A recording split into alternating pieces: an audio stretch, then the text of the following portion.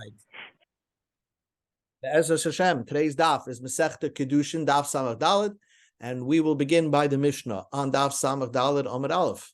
Let's make it bigger over here. Okay, the Mishnah says, Kidashti esbiti. A man says, Kidashti esbiti. I was Mekadesh my daughter. In other words, he has a little 8-year-old, and nobody heard anything. And he says, I was Makabel Kiddushin for my daughter. We have no pictures, no wedding hall. Nobody stepped forth and said there was a wedding here. Only the father said so. And he said, Kidashtiyo vigrashtiyo kishi kitana. And I was Makabel Kiddushin. And not only that, I was Makabel a divorce when she was a kitana. Well, when she was still below Bas Mitzvah. And when he's talking, how old is the girl? Right now, Vari Kitana. She's also a Kitana at this moment. She's a Kitana. So then the Mishnah says, Ne'eman, we believe the father that this story happened. Now, what did he accomplish by saying that his daughter went through a marriage and got divorced? So basically, what he's destroying the opportunity for his daughter to marry a Kohen, because only on his say so, she's Mugureshes, right? And a Kohen cannot marry a Grusha. So we believe the father, even though there's no witnesses saying that she was divorced. Says the Mishnah, Gidashtiya vigrashtiya kishi kitana. He said that, yes, I was Makabel Kiddushin, and I was Makabel a divorce when she was a kitana. Okay? But when the father said that, Barei Gedolah, right now, when he's talking, she's over Bas Mitzvah. So the Mishnah says, Eino Nemet. He's not believed. We don't believe him. Or the father has no right to destroy the opportunity for his 13-year-old daughter, his over Bas Mitzvah daughter, from the opportunity to marry a Kohen. Hi, Lewis. We're in the Mishnah on Daf Samach Daled Amud Aleph. Now, the Mishnah says something very, interesting. And no, it's coincidence. But Nishbase, let's say the father said she was taken as a hostage. Okay? His daughter was taken as a hostage, ufti suha, and then she got redeemed. She got ransomed. Now, we know what happens when a Jewish girl gets taken hostage. So when she gets ransomed, the Mitzvah Shem, so she cannot marry a Kohen anymore, because we assume that she did znus with her Goyish captors. But that's only if we know about that. If the only one that told us that this story happened was the father, so basically he's trying to ruin his opportunity for his daughter, not only from ever marrying a Kohen, but from ever eating truma. Let's say he was a Kohen, right? And his daughter would normally eat truma. But saying that your daughter was taken hostage and was ransomed, you're now effectively saying she can no longer eat truma because she had znus with a guy. So then the Mishnah says, Bein she katana, bein she gedola, whether right now she's a katana or right now she's a gedola, ein anemam, the father's not believed.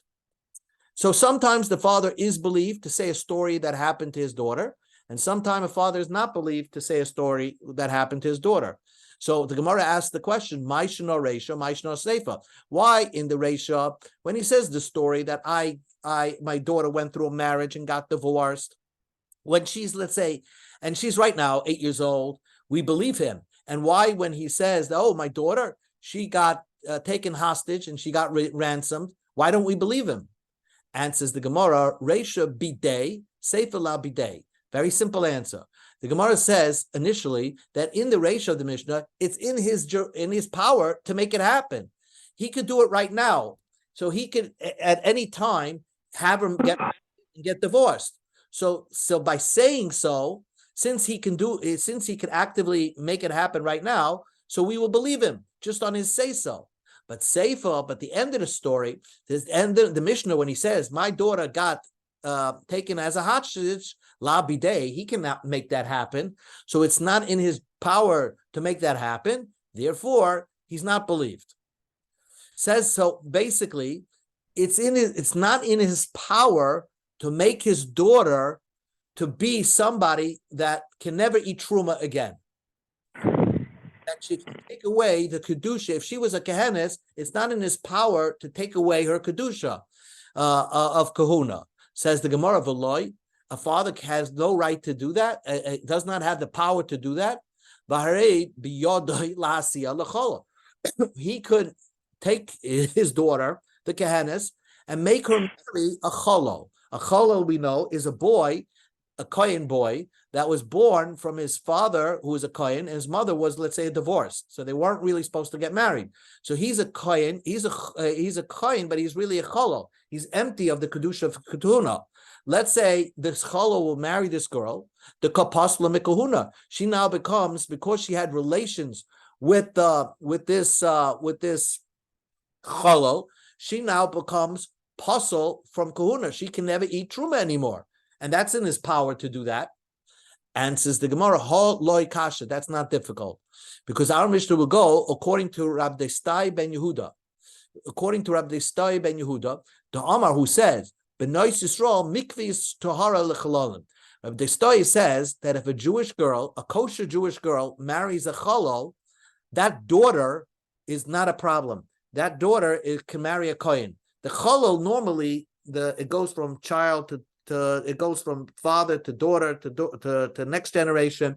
But if the cholol married a regular Jewish girl, that daughter is not a cholol. It's purified, and therefore, if she can purify her own daughter, she herself is not a cholol, and therefore she herself will be permitted to eat truma. So that wouldn't be. So again, we're looking for a way where a father can make his daughter puzzle from ever eating truma. So the Gemara says, a father has a right lahasiya lamamzer, to make her marry a mamzer, right? And even though it's an avera to marry a mamzer, but the kedushin works, and a father has a right to make any kedushin for his daughter. So he'll marry her off to a mamzer. Once her husband was a mamzer, she can never eat truma again, right? So then how is it possible? So that's Gemara's question. Okay, how are you? How can he do that? So the Gemara says, our Mishnah goes according to Rabbi Kiva, the Amma, who says, "Ein kedushin taifsim b'chayve lavan." Kedushin does not work on a lav. If there's an avera lav not to marry, if the Torah says lav, don't marry her, then Rabbi Kiva holds that the kedushin will not work. Chachamim disagree. Chachamim says it only doesn't work, it doesn't take effect, a kedushin, if you, let's say you're marrying your sister or something, where if the Torah says you get chorus for that.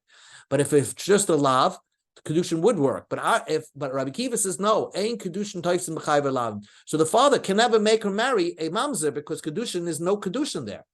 Says the Gemara, even Rabbi Akiva would agree that he can make her do an avera with her marriage. How? He could, assuming his daughter was an almana, he can make her marry a kohen gadol. And ukrab Simoy, like Rabbi Simoy said, the Tanya we learned in Rabraisa, Rabbi Simoy oimem min hakoel oiser Rabbi Kiva mamza. Every avera marriage, Rabbi Kiva says it doesn't work, and the child is a mamza. Chutz me almana le kohen gadol, except an almana marrying a kohen gadol. That is according to Rabbi Akiva. According to Rabbi Akiva, the marriage works. An almana can marry a kohen gadol, but there would be no mamzer. The Torah says a kohen gadol lo yikach. A kohen gadol should not take an almana, but if he does, lo yichalo, so that he doesn't make his children a cholol. But chilulim oisa vein oisa mamzer. He makes his children not kohanim. They lose their kedushas kahuna, but they're not mamzerim. So again, there is a way that if, let's say, his daughter was an almana, he can make her get into a marriage. She will lose the right to ever eat truma. How? He could force her into a marriage to marry a kohen gadol. That's an avera marriage, and kedushin works. So even according to Rabbi Akiva, kedushin works there. And by doing so, she did an avera marriage. She becomes somebody who can never eat truma again. So how do we say a father has no power to make that happen? And says the Gemara, Rabbi Shevav, the Amar, we paskin like Rabbi Shevav, that who said in the name of Rabbi Akiva, the Amar, He said, "Boya v'nitzvach al Akiva b'Yosef." Let us scream about Akiva b'Yosef. He used to say, "Kol she'ein le'bia b'Yisrael havlad mamzer." No matter what, if the Hashem said that it's an avera in a marriage, the vlad would be mamzer. So he says that even an almana to a kohen gadol, the marriage will not work. There's no kedushin taking effect over there. So then the father has no right to marry her off to a kohen gadol, because Rabbi Sheva says that even Rabbi Akiva, he disagrees. Even Rabbi Akiva will hold that the marriage does not take effect over there. So the father has no power to marry her off to a kohen gadol. Says the Gemara, one last question. Hanich Rabbi Sheva. You very good answer to me according to Rabbi Sheva. Time of the nafshe shaper. If Rabbi Sheva is saying a general rule, that means that in any time that there's an avera, Hashem said, don't marry, that it's an avera for these two to get together. Rabbi Akiva holds, according to Rabbi Yesheva, that the marriage doesn't even take effect. There's no kedusha. So that makes sense. But some, if the whole point of Rabbi Yesheva is to say that Rabbi Simoy is wrong, that Rabbi Simoy said by Almana l'Kohen Gadol kedushin works, comes along Rabbi Yesheva and says by Almana l'Kohen Gadol kedushin will not work according to Rabbi Akiva. But Rabbi Sheva would agree that kedushin could work if the Torah says it's an iser essay to marry such a person. What it's in his power. Then a father would have a right to marry his daughter off to let's say there's only an iser assay, a positive commandment that you're violating. For example, the Torah says don't marry a Mitzri, right? The Torah never says that. The Torah says a Mitzri, Egyptian, you shouldn't marry till the third generation. But the Torah only worded it as an Isser Aseh. And therefore, according to that understanding, Rabbi Sheva would agree that Rabbi Akiva will hold that the Kedushin would take effect. Therefore, if a father of a daughter who has the power to force his daughter to marry a Mitzri, by default, by forcing her to marry this illegal marriage, and the marriage will take effect, she is now by default somebody who can never eat truma again. So back to the square one, and this is where the Gemara is leaving off. The Gemara is asking, why doesn't the father have a right to say that his daughter was taken hostage and was redeemed? The question is, he's causing his daughter now to be someone who can never eat truma. Well, he has the power to make that happen right now and then. It's not something that's not in his power to do. He can marry her off to a Mitzri, and then by default she will now become Asati Truma for the rest of her life. So why is the father not believed to say that his daughter was taken as a hostage? Answers the Gemara, Omer Ravashi says, I have a new teretz on the whole Gemara. The Tizbara Reishim Mishim Diyadehu. Are you going to say the whole point of why a father is believed because it's in his power to make it happen right now?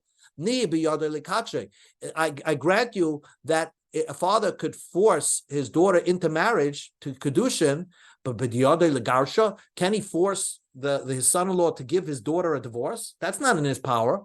Furthermore, maybe if he can't find the appropriate son-in-law, can he force somebody to marry his daughter against his will? You can never force a marriage into somebody. You need the other side to agree. So why is the father in general believe that he married her off his daughter? He could say, I married my daughter off and I got a divorce. Why? Elo Amar Rashi gives the reason very simple. Reisha Rachmana Hemne. When a father, the beginning of the Mishnah, when the father is believed to say, my daughter got into a marriage and got divorced, it's the Torah that gave a special power to the father that whatever comes out of his mouth, he's believed. Rav Huna, the way Rav Huna explained it. Dam Rav Huna Amar Rav. Rav Huna said in the name of Rav, Minayin la'av sheneman le'asa es bita min haTorah. How do we know a father has the right to say, my daughter got married, even though nobody was at the marriage? Nobody knows. There's no witnesses. How do you know? You just believe the word of the father. Shnema, because the pasuk says, a father can say, as biti nasati l'ish hazeh. I gave my daughter to this person. So Leish Asara, he could say, I gave up my daughter to a man. He didn't say which man, so he asked her on all men. Hazeh, by saying I gave it to this man, Hetira, he's now saying that this is her husband. So we see that the father's words, a father over an 8-year-old daughter, has certain power with his mouth. And that the Torah says that whatever comes out of his mouth regarding marriage of his daughter, he's believed. But benisuin hemnei rachman ala'av, only with regards to marriage, the Torah believed the father. Bishvuya, to say that your daughter was taken hostage, loy hemnei, the Torah did not give a belief to the father. So we don't believe a father when he says, my daughter was taken hostage. And that's simple. It's a gezeirus hakosef. New Mishnah. Misha Amar, a man says, Bishas misosei, as he's dying, he said to his wife, and she's thinking, oh, my husband's dying, we have no children, I'm going to fall to Yibam. He says to her, Yesh li banim, by the way, I have children. I never told you about it, but I have children. So Naaman, then we believe the husband, and she will not fall to Yibam. But Yesh li achem, if he says, I have brothers, and basically, he's saying like this. She was under the assumption she was not going to fall to Yibam. Why? Because she has no children, right? But she also thought that her husband has no brothers, so she was not going to fall to Yibam. So, but now, before his deathbed, the husband says, oh, by the way, I have a brother somewhere. Ein and he's not believed, and she could go marry anybody she wants. She doesn't need chalitza or a Yibam. We don't trust the man on his deathbed.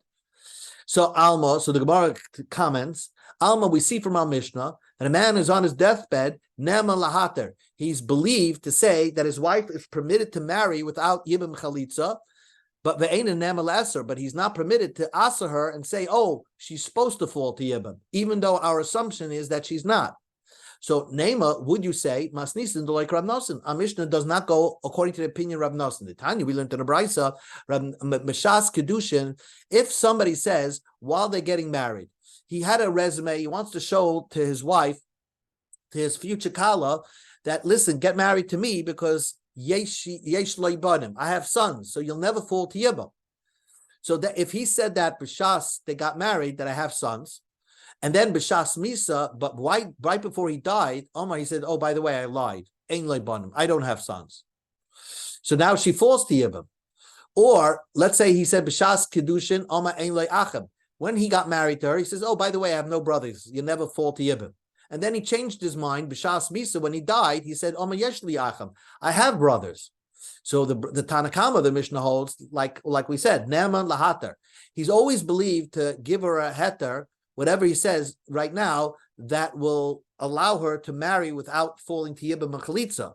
The Ein Neman Le'eser, but we don't believe him when he's coming to say a statement that will make her not be able to get married. She's going to have to find out who the brother is to get the Yibam or Chalitza. Divrei Rebbe, because we won't believe him on that. Rab Nelson says, Af Neman Le'eser, we believe him when he says that he has a brother. We believe him when he says on his deathbed, I have no children. Or we believe him on his deathbed when he changed his mind and said, I have a brother, now you're supposed to fall Yibam. We believe him. So our Mishnah, who seems to say, Ne'eman lahater, and you're not believed, Le'eser, will go according to Rebbe and not Rabbi Nosson. That's Gemara's question. Amar Rava says, no, our Mishnah could go according to Rabbi Nosson. Over there, Shana Hossam, why would we believe a person when he's Ne'eman Le'eser?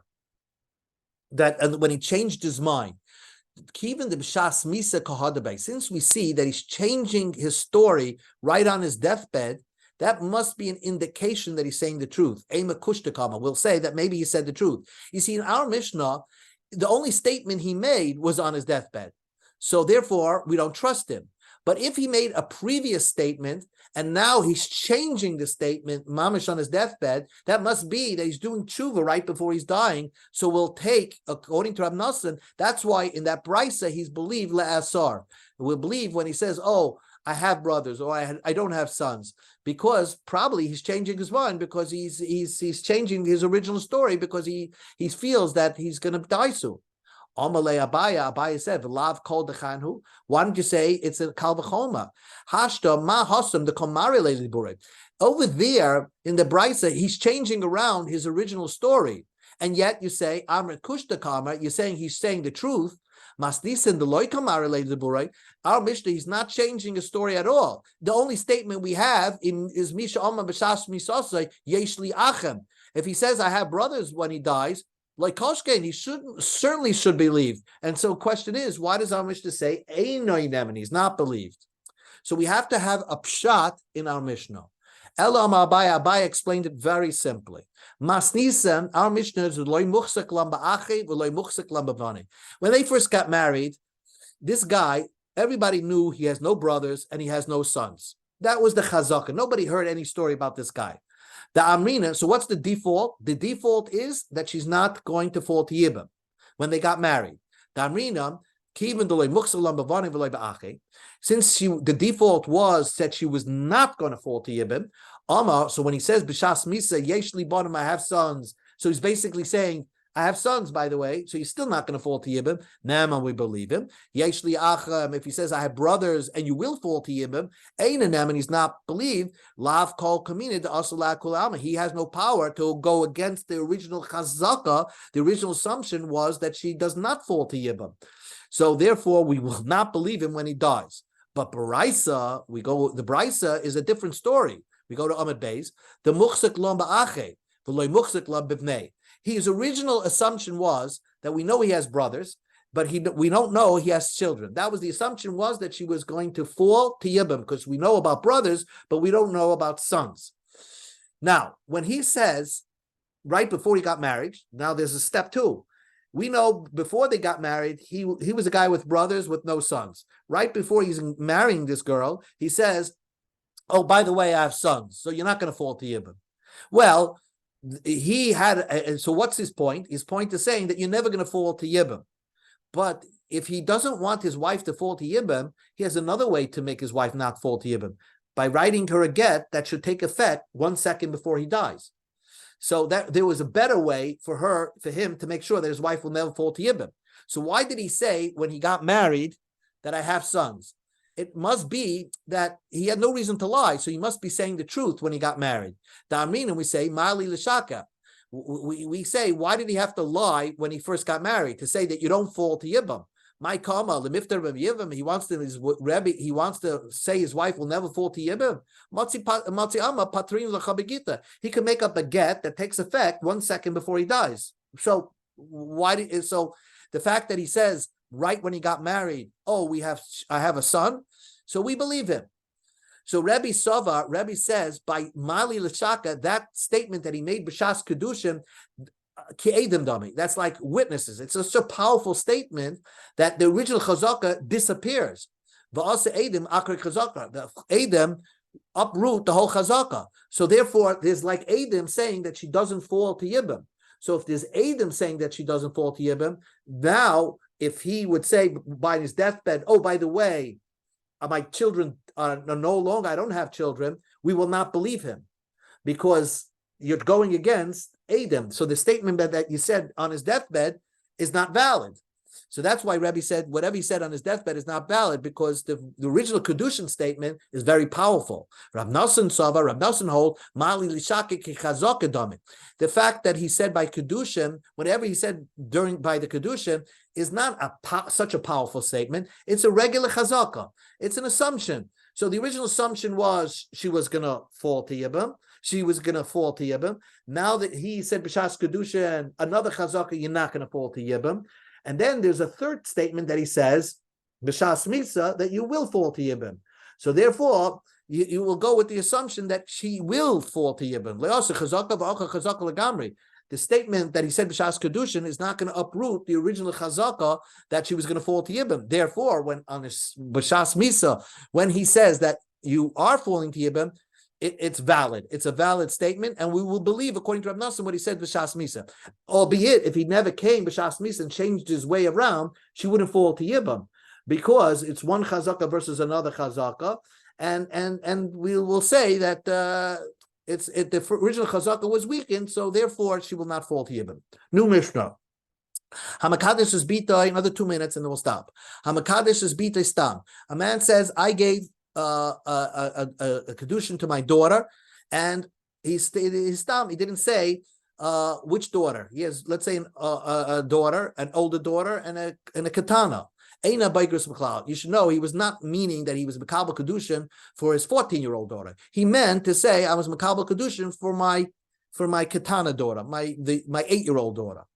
New case. A man married 2 women, right? He has two older girls from the first wife and 2 girls from the second wife. The 2 girls from the first wife are older than the 2 girls from the second wife. So now he said like this, crazy stories. He has 2 sets of daughters, from 2 wives. And he makes a statement, I was Makabel Kedushin for my oldest daughter.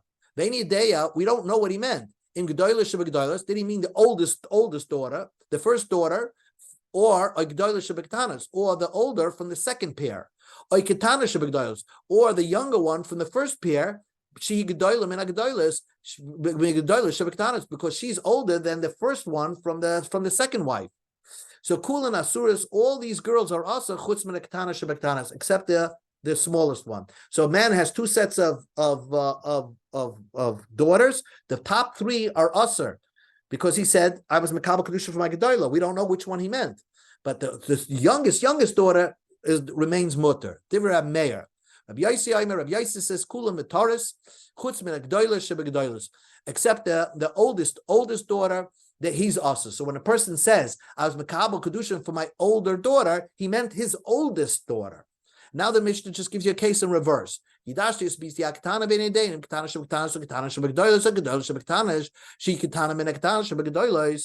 says I was Makabel Kedushin for my youngest daughter, but we don't know what he meant. Did he mean the youngest daughter, or the youngest of the first pair, or maybe the oldest of the second pair, who's younger than the youngest of the first pair? So according to Rameya, the bottom 3 are Asr, except the Gedolah Shabdoyas, the oldest daughter, is not Asr. The Rameya. Rabbi Yossi says, Kula Mitaras chutz min ketana shebektanas. Every one of them are mutter. When a person says I was Makabel Kedushin for my youngest daughter, he meant his real youngest daughter. Okay, all these cases are talking about where the father disappeared. Now you don't know what to do. You can't ask him, who did you mean? One more minute and then we'll stop. A man says I was Makabel Kedushin for one of my daughters. So the Mishnah says he was Makabel Kedushin. It doesn't mean his 15-year-old daughter, but it could mean any one of his youngest daughters. Let's say he has an 8-year-old daughter and a 7-year-old daughter. Maybe each one of them become Asr. Frag the Gemara, Hakatanas B'chlal. Did he mean that means all his 2 youngest daughters become Asr? Shamet Mina. From here we derive Kedusha Shem Masurin L'Bia Hava Kedusha. A Kedushin that was not given over to Bia is a good Kedushin. Because what he was saying in the first case of the Mishnah, he says, I went over to a guy and says, give me Kedushin money, and one of my younger daughters will be your wife. I'm not specifying. We'll decide later which one of my daughters will be your wife. So at the time that the man gave the Kedushin, we don't know which one he can marry, because they're 2 sisters. You can't marry both of them. And so we see a Kedushin that you cannot for sure go into Bia is still considered a valid Kedushin. So do you derive that opinion from the Mishnah? Answers the Gemara. Our Mishnah is talking about he only had one daughter, a 15-year-old daughter and an 8-year-old daughter. And when he says I was Makabel Kedushin for my youngest daughter, he didn't mean I was Makabel Kedushin for my 15-year-old daughter. First of all, the Gemara says about Baigers Ketani, it's mashma that he had a bunch of older daughters. My Baigers Alma. In all the cases when people have older daughters and younger daughters, they meant the younger daughter. But the case is talking about where there was one older daughter and one younger daughter. So the Gemara just asked one final question. Pshita, Baigers Maya Vidatayu. Of course he wasn't Makabel Kedushin for his older daughter. How does he have a right to be Makabel Kedushin for his 15-year-old daughter? The father has no right, so of course he doesn't mean he was Makabel Kedushin for his oldest daughter. Answers the Gemara, that the oldest daughter made him a shliach and said, Dad, you can decide who can be Makabel Kedushin for me. So the question is that maybe he was Makabel Kedushin for his older daughter. So the Gemara says, maybe I would have thought that he's Makabel Kedushin on behalf of his older daughter. Kamashim Lon, when he says I was Makabel Kedushin, he meant to say I was Makabel Kedushin only for my younger daughter, despite the fact that my older daughter made me a shliach. Because like Shavak Inish Mini the Islay Hanomine, Vavid Mis Idi the Leslay Hanomine. Since the Kedushin money ends up going into his hands, because when he's Makabel Kedushin for his oldest daughter, he has to give the Kedushin money to her. So when he was Makabel Kedushin for his youngest daughter, he could keep it. So he probably meant that I was Makabel Kedushin for my youngest daughter, because that's mostly on his mind, because the money that he accepts for Kedushin, he could actually keep. So Freg the Gemara, Mila Askini the Amalei Kedushin Licha. Even though, can it also be talking about Bishta that if the oldest daughter said, "Oh, Dad, you could keep the Kedushin money," perhaps in that case, would you say that he was Makabel Kedushin for his oldest daughter? The answer is no. A person will not stop and do something that is not a mitzvah for him to do, and ignore the mitzvah that he's supposed to do and do something that he's not supposed to do. Really, his only responsibility is to marry off his youngest daughter.